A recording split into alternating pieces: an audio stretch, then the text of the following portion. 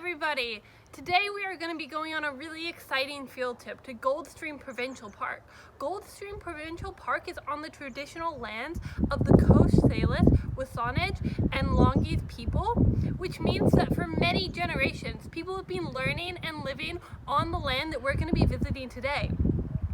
Before we leave, everyone should double check that they have all their things, including the reflection sheets, photo scavenger hunt sheets, and the Goldstream Provincial Park map.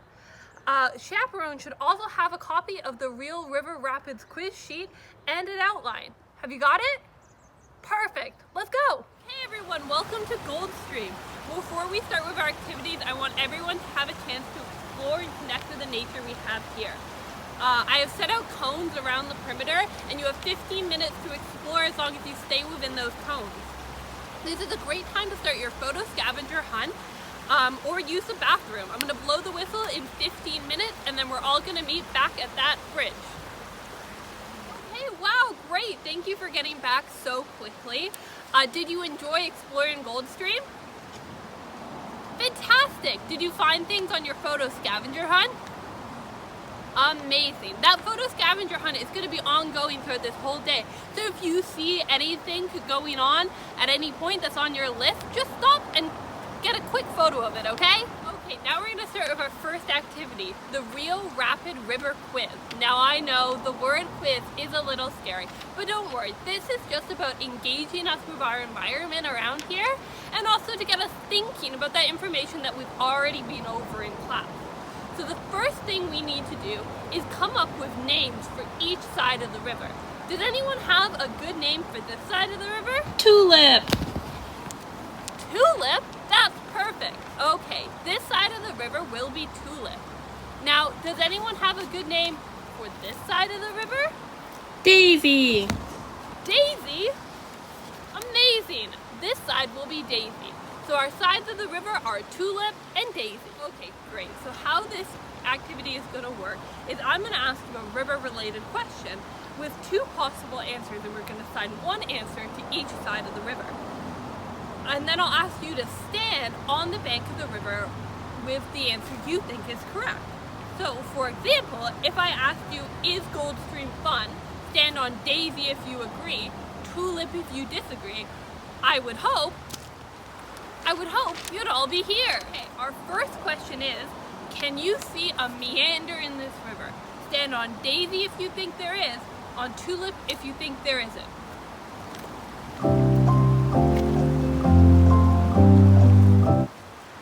You're right, there is a meander in this river.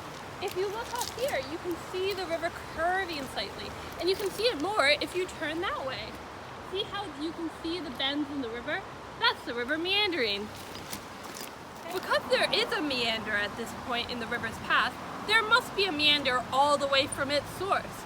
Stand on Daisy if you think this is true, Tulip if you think it isn't.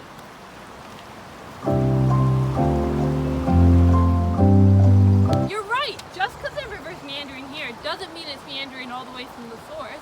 In fact, today we're going to see different river channels right here at Goldstream. And there's lots of different factors that affect the type of channel we see in a river. The topography and the velocity of the river and the sediments that are in the river all affect what kind of river channel we get. Here we have a meander. Up higher in the mountains, we might not. It all depends. Now, which side of this river has a cut bank? Tulip or Daisy? You're right, this is the cut bank. The cut bank is a part of the meander that is eroding. And you can tell it's this side because on that side, you can see all the deposition. Here, we see the river is moving faster and cutting away, hence a cut bank. Now, in which side of the river would the water have a higher velocity, Daisy or Tulip? You're right, this side of the river does have a higher velocity. The cut bank, or the side where the water is running faster, would have the higher velocity. This is where the erosion is happening, where the water is moving quicker. Over there on that side, the water is moving slower, and that's what leads to the deposition. Okay, final question. Who's ready for the tour? Stand on Daisy if you're ready, Tulip if you're not. Okay, great. Let's go. Okay, here we are at our first river feature. Can anyone tell me what feature we might be looking at here? That's right, a meander. I heard a couple of good answers there, and there are a couple of river features at play here, but most simply, we're looking for a meander. As you can see, it winds down here and makes curves all the way down the river. And, like we said in our game, just because it meanders here doesn't mean it's meandering anywhere. Can anyone think of one good reason why the river might be meandering here, but not, say, up higher in the mountains? Topography! That's a great answer. Yeah, in the steep mountains, the river is rushing down and being pulled by gravity in more of a straight line. But here, we can see the river moving back and forth because it's a little flatter around here, so it has that freedom to do so. Okay, here we are at our first river feature. Can anyone tell me what feature we might be looking at here? That's right, a meander.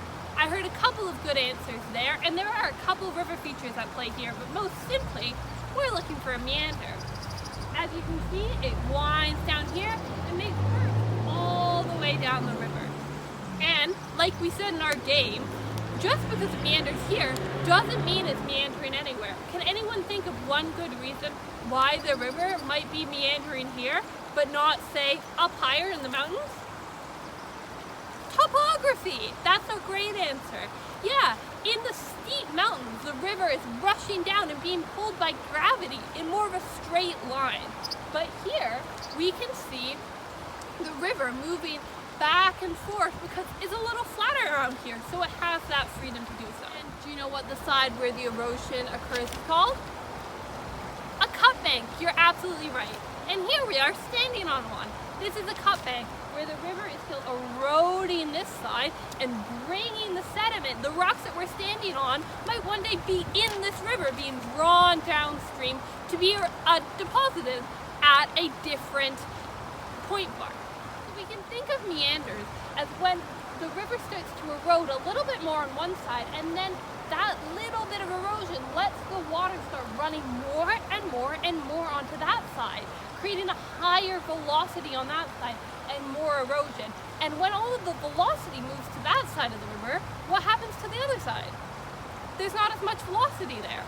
So that's why we get the deposition, the slower moving water on one side of the river and the faster moving water on this side. And that creates that zigzag pattern that we get in meanders. Okay, perfect. That's it for meanders. Let's move to our second feature. Come on. Okay, I'm cheating a little bit here because the best way to really view this feature would be if we could zoom out and look at it from above. Can any of you think what that feature might be that we're looking at here? A tributary stream. You're right.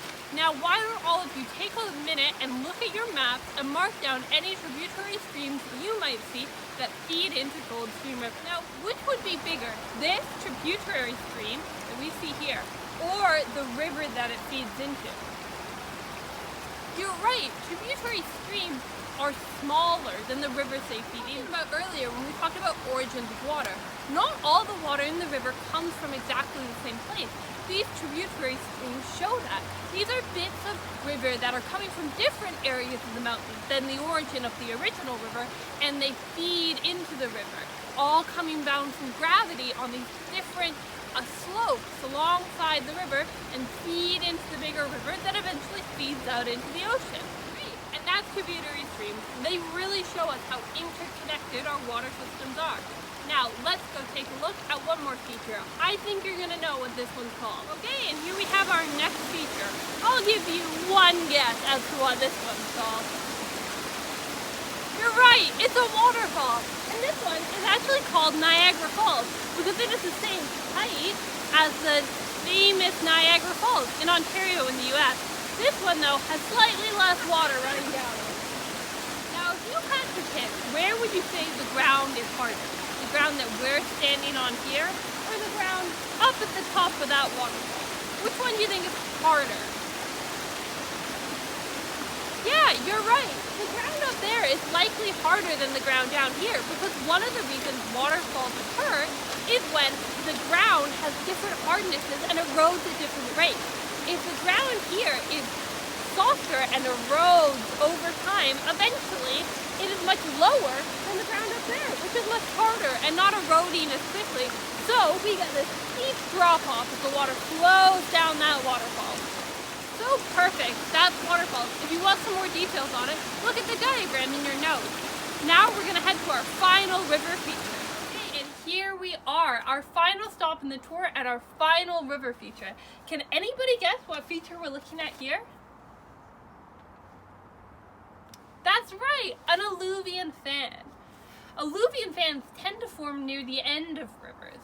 And as you can see, we're nearing the end of this river. You can look out and see where it feeds into the ocean out there. Now, can you think of any differences in the river here at the alluvion between where we looked at the meander? There are a couple of good answers that you could give.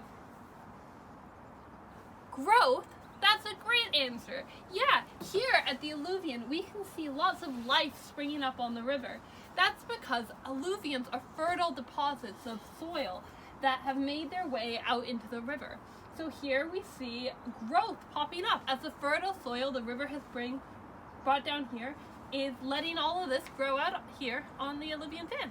The speed, that's another good answer. Here we see the water moving a lot slower than we did up at the meander. One of the reasons that the water is moving really slow here is the topography. When the ground is flat, there's not as much gravity pulling on the water, making it go so fast. But as we discussed in the meander, the topography was pretty flat there. So can you think of any other reasons why the river might be moving slower out here? Yeah, you're right. The river's kind of overflown its banks here. So without the kind of strict reflection of the banks, the river has the freedom to move a lot slower. And the final reason the water is moving slower here is linked to the growth that's happening, these fertile soil deposits. We have all of this sediment. The river's kind of bogged down and moving a little bit slower.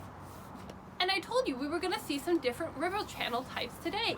Here, this isn't exactly a meander. This is more what we call a braided river channel, as the river kind of flows amongst itself in different patterns because of all the sediment causing the alluvial fan. Okay, great tour everyone, and thanks for participating so much in our fun river excursion. Now we're gonna have 15 minutes for you to work on your reflection sheets, finish up that photo scavenger hunt if you see anything, and use the bathroom and get all ready to get back on the bus and head home. Thank you so much for such a fun afternoon.